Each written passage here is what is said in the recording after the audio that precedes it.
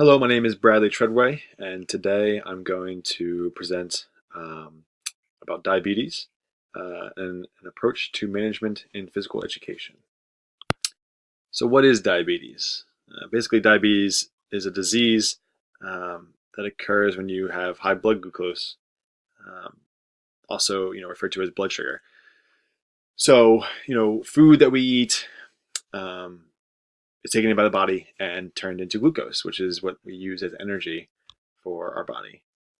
And then insulin, which is a hormone that is made by the pancreas, it takes that glucose from the food and it puts it into our cells so it can be converted into energy for those cells. Um, but in certain cases, in the case of diabetes at least, uh, our body doesn't make enough insulin, or in some cases, as you'll see coming up, doesn't make any insulin, and that's an issue. There's two types of diabetes, type 1 and type 2. Type 1 diabetes, again, the pancreas is involved. It makes no insulin. It's often seen in young children. And these folks who have type 1 diabetes, they have to take insulin every day in order to stay alive and keep their body functioning.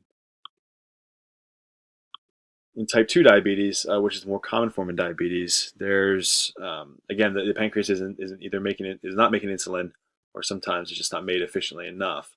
Often, this is referred to as late onset diabetes and can occur due to lack of exercise, obesity, family history of diabetes, and this can occur at any age. And I've seen how some of these lack of exercise, that you see that kind of trait be the cause of many diseases across a lifetime, and diabetes is no exception, and leads into other things like obesity when you do an exercise, and then obesity can lead into diabetes.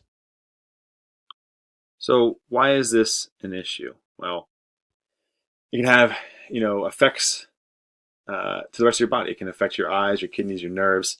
It's a contributor. It can be a contributor to heart disease, a contributor to stroke, and in severe cases, it can also cause loss of limb. Um, so it ends up being a very, dangerous disease because of the, ramifications of other things that can occur. So now we've spoken a little bit about the diabetes as a disease in general. Let's talk a little bit about diabetes management in physical education. So in school-age children, generally, a student that comes into your classroom, they're going to most likely have a diabetes medical management plan, a DMMP, and also a 504. Diabetes medical management plan specifically talks about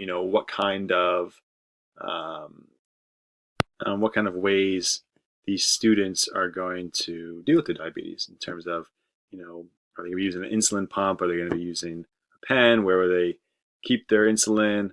Will they be medicating themselves, or they have to go to the nurse or work with someone else? The 504 refers to how are we going to, as educators, accommodate this individual throughout the day. Are we going to give them a space to do this? Are we going to allow them to go to the nurse when they need to? Are we going to allow them to take extra testing time if they need to? And that brings us to assisted versus self-management. So, depending, a lot of times this depends on the age of the individual. If it's someone who's younger, they might need some assistance as they start, managing the disease. If it's an older individual in high school per se, they might be able to manage themselves and be in charge of reading their own blood glucose levels and ensuring that they're getting the right amount of insulin. Another way that we can, help out is allowing alternative test times. So if a student feels like they are having an issue with their levels, then as part of the 504, it would list, how we can address a different test time or different examination time if they need it. Also, in the same regard to that, looking at an opportunity to do makeup work at alternative times if they had an issue. Also, access to supplies, whether it's stuff that they have on their own, because a lot of times, these involves using sharps or needles, and so allowing that student to have that on them, or also giving them a place to store it in an appropriate environment, whether it be a nurse's office or some other safe space. Also, assigning certain staff for field trips and school-sponsored activities is important. So there's an adult who's in charge in case this student runs into an issue down the line. So how is it managed in schools? The individual would either have an insulin pump, which would monitor them throughout the day and give them the appropriate amount of insulin, or they would be monitoring themselves throughout the day with, you can see a little testing unit there on the left, and they would inject themselves with their insulin. Emergency care plans are important in case something does arise that's an issue. It's important that every adult or teacher or faculty member that this student would be coming in contact with has an idea of what to do if they're presented with an issue with this individual who has diabetes. And again, we're assigning staff for field trips and school-sponsored activities. So what's different for PE? One big thing is PE offers a good amount of benefits. Just like pretty much all diseases, activity offers a chance for individuals to stay healthy, and the healthier you are, the more likely you're going to be able to control your condition. In most cases, activity will lower blood glucose levels, which will help keep these individuals in the correct state they need to be in. We also want to make sure that they understand that as they engage in activity, depending on what the activity is, they might need to make adjustments for the medications or food that they're utilizing to help them keep balanced, because it could throw off their levels a little bit. It's important that maybe either the student or even us as educators have a quick source of glucose and water for them available in case they do run into any issues. And we should also be aware of the signs and symptoms that might be present as they engage in activity. Things like they may have an increased thirst, or they might become very heavily fatigued, or their vision might start blurring. These are things that they should be relaying to us if they feel this way, and also we're going to see them start to degrade as time goes on.